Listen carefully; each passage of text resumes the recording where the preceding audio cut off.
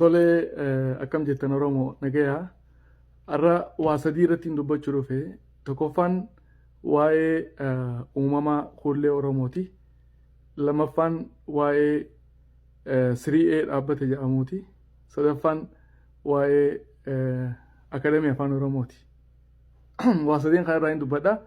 Tokkoffaan waa'ee uumamaa kuullee Oromooti jennee kuullee Oromoo tana amata 19 irraa 2004 waan kana yaada kana lafa kaayee ittiin ka'e amata 16 dura yuunivarsiitii Direedhawaatiif yuunivarsiitii Haramaayyaatiif qorannaa dhiyeesseen ture. Sigalte paanal diskeshinallee barsiisota yuunivarsiitii wajjin pireezidaantii itti aanaa pireezidaantii yuunivarsiitii Direedhawaa Dr. Fiqaaduullee dabalatee hundinuu irratti hirmaatanii akka qeeqan godheetin ture.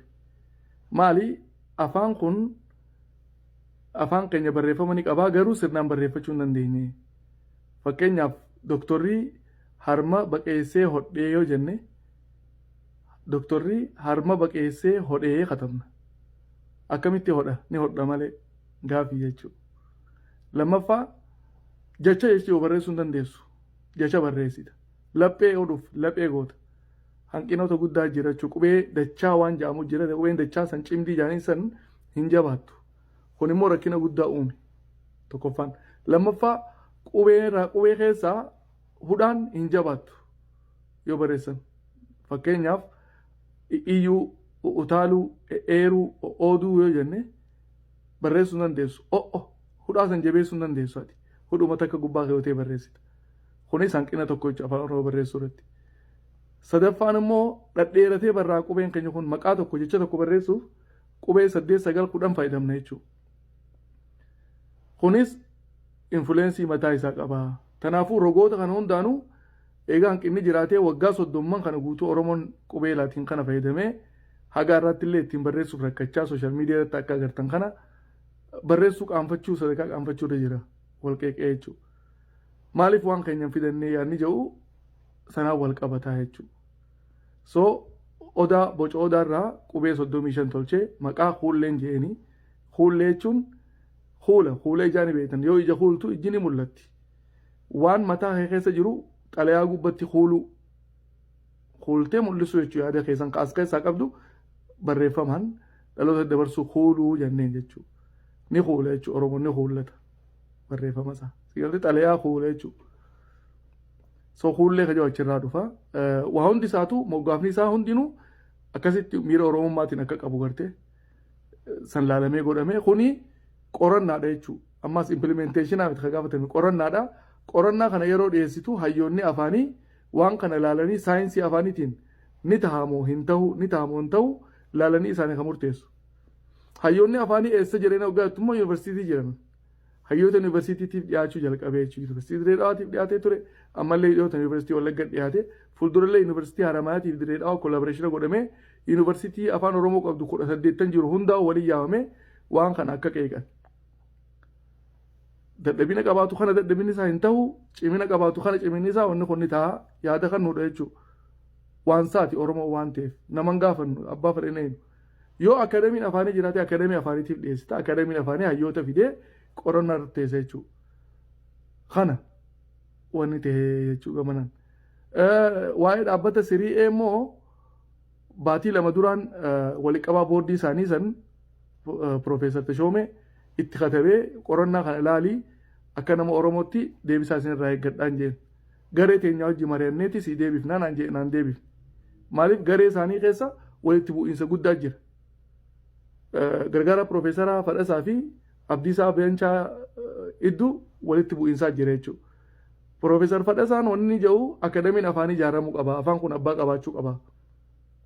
Afaan kana waalteessuufu afaan biyyattii san godhuufu koreen akadeemiin jiraachuu qaba. Waan jedhu yaada qaba. Yoo akadeemiin jiraate afaan kun waal ta'e kan naannoo hundaatu bifa waaltinaatiin walitti dhufe uummanni biraatti illee afaan kana dubbatanii afaan kun afaan biyyattii ta'uu danda'a. Kanaaf abbaa qabaatu jira. Abdisaan immoo akadeemii afaanii yoo bante 3A waniin je'an ijaare kuni si jala dhufaa. Nuti immoo si jala ta'uun feenu amma afaan qawaan kana finnu googilneenu nu obsii nu dhiisii waan jedhu. Xiiqiidha jechuudha. Waan akkasii isaan jidduu lamaatti ture. Profeesar Awwajji haasoo inni sagaleen isaa na bira ni jirti isiniif maxxansa Facebook irratti ijoollee wal loltii dhiisii walitti araarsinaa naan jedhe si galte so rakkina isaanii keessoo isaanii fixachuu dhabuudhaan qorannaa isaanii dhiyaate qoratanii itti irra wal dubbachuu dadhabuudhaanii gama sooshaal miidiyaatti fidan jechuudha wal dhabbee isaaniitiif malee wanni itti aanaan gargaaraan piroofeesaraa Fadhasaan godhee yuunivarsiitiif dhiyeesse yuunivarsiitiif qorannaa yoo dhiyeessu immoo hullee Oromoo qofa irratti miti namoota sagal ana malee hawaan kana tolche Sheek Bakrii Saphaloo irraa jalqabee hangafni isaa Dr. Shakuriin qabii namoota sagal kabiraa qubee adda addaa boce afaan Oromootiif walitti qoratee namni kun dhiyeesse yuunivarsiitiif ani piroofeesar Fadhasaa wajjin waliin beeku waggaa lamaan irraa na bilbilee ana baluun jaamaa yuunivarsiitii Wallaggaatiin barsiisaa akkana afaan Oromootii waan ati gooteen arkee info odeeffannoo tokko tokko sirraa fudhachuu barbaadan an jee dhiyaadhuun jeen information nabi jiru guututtiin kanneefi maaliif qorannoo ittiin jireenya wanni barbaadu nama waan kana qoratu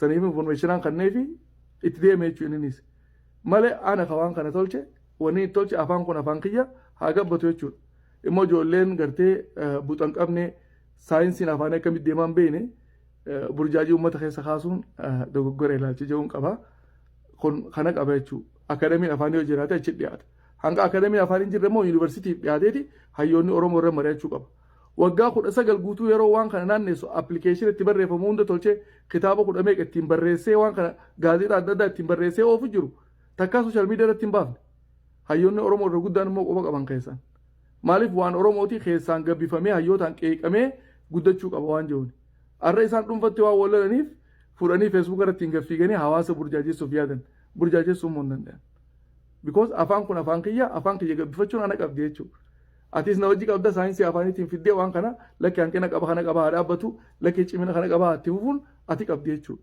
kun waan afaan fiitii jechuu barbaadeeti galatoomaa namoonni yaada qabdan amma booda sooshaal miidiyaa irratti niin deebi'aa ibsa adda addaatiin kana irratti miidiyaalee gurguddaa irrattis niin dhiyeessa kanaan dubbachuu fedhe galatoomaa